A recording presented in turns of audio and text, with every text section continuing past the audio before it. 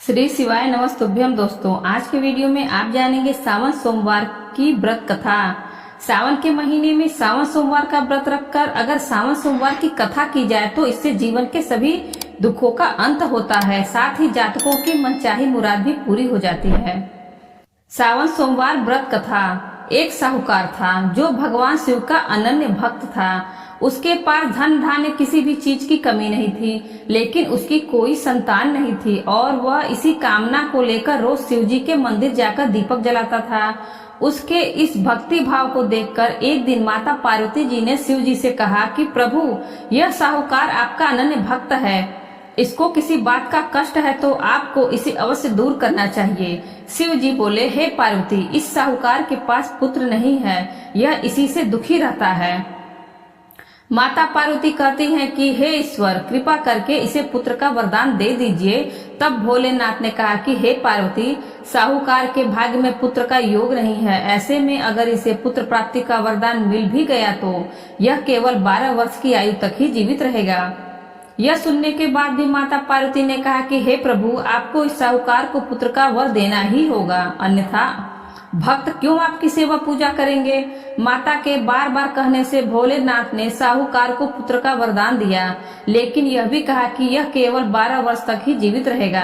साहूकार यह सारी बातें सुन रहा था, इसलिए उसे न तो खुशी हुई और न ही दुख। वह पहले की ही तरह भोलेनाथ की पूजा अर्चना करता रहा।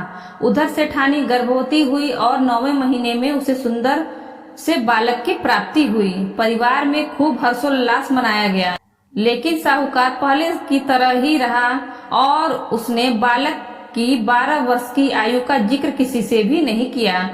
जब बालक 11 वर्ष की आयु को हो गया तो एक दिन साहूकार की सेठानी ने बालक के विवाह के लिए कहा, तो साहूकार ने कहा कि वह अभी बालक को पढ़ने के लिए काशी भेजेगा। इसके बाद उसने बालक के मामा जी को बुलाया और कहा कि इसे काशी पढ़ने के लिए ले जाओ और रास्ते में जिस भी स्थान पर रुकना वहां यज्ञ करके और ब्राह्मणों को भोजन कराते हुए आगे बढ़ना। उन्होंने भी इसी तरह करते हुए जा रहे थे। रास्ते में एक राजकुमारी का विवाह था जिससे उसका विवाह होना था। वह एक आंख से काना था। तो उसके पिता ने जब अति सुंदर साहूकार के बेटे को देखा तो उसके मन में आया कि क्यों न इसे ही घोड़ी पर बिठाकर शादी के सारे कार्य संपन्न करा लिए जाएं।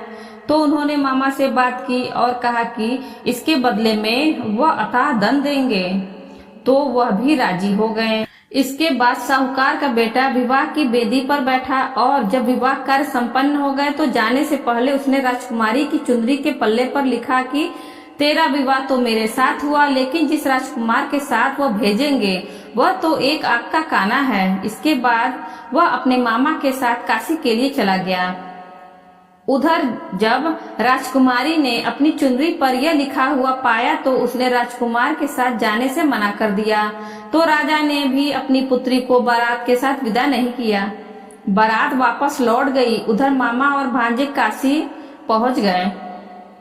एक दिन जब मामा ने यज्ञ रचा रखा था और भांजा बहुत देर तक बाहर नहीं आया तो मामा ने अंदर जाकर देखा तो भांजे के प्राण निकल चुके थे।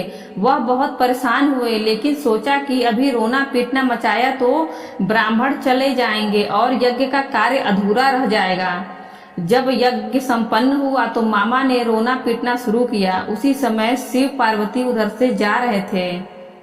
तो माता पार्वती ने शिव जी से पूछा कि हे प्रभु, ये कौन रो रहा है। तभी उन्हें पता चलता है कि यह तो भोलेनाथ के आशीर्वाद से जन्मा साहूकार का पुत्र है। तब माता पार्वती कहती हैं कि हे स्वामी, इसे जीवित कर दें, अन्यथा रोते रोते इसके माता पिता के प्राण निकल जाएंगे। तब भोलेनाथ ने कहा कि हे पार्वती, इसकी आयु इतनी ही थी सो वह भोग चुका, लेकिन माँ ने बार बार आग्रह करने पर भोलेनाथ ने उसे जीवित कर दिया। लड़का ओम नमः शिवाय करते हुए जी उठा और मामा भांजे दोनों ने ईश्वर को धन्यवाद दिया और अपनी नगरी की ओर लौटे। रास्ते में वही नगर पड़ा और राजकुमारी ने उन्हें पहचान लिया। तब राजा ने राजकुमारी को साहूकार के बेटे के साथ बहुत सारे धन धान्य के साथ विदा किया। उधर साहूकार और उसकी पत्नी छत पर बैठे थे। उन्होंने यह प्रण रख रखा था कि यदि उनका पुत्र सकुशल न लौटा तो वह छत से कूदकर अपने प्राण त्याग देंगे। तभी लड़के के मामा ने आकर साहूकार के बेटे और बहू के आने का समाचार सुनाया, लेकिन वे नहीं माने।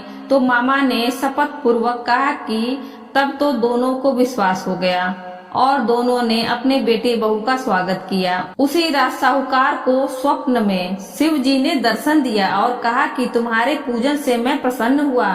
इसी प्रकार जो भी व्यक्ति इस कथा को पढ़ेगा या सुनेगा उसके समस्त दुख दूर हो जाएंगे और मनोवांछित सभी कामनाओं की पूर्ति होगी। दोस्तों, वीडियो अच्छी लगी हो तो वीडियो को लाइक करें और ज्यादा से ज्यादा अपने मित्रों के साथ शेयर करें और बेल आइकन दबाना ना भूलें, जिससे आगे आने वाले वीडियो की नोटिफिकेशन आपको सबसे पहले मिल सके। और इसी तरह के वीडियो देखने के लिए हमारे चैनल हिंदी कहानी नई पुरानी को सब्सक्राइब करें। धन्यवाद।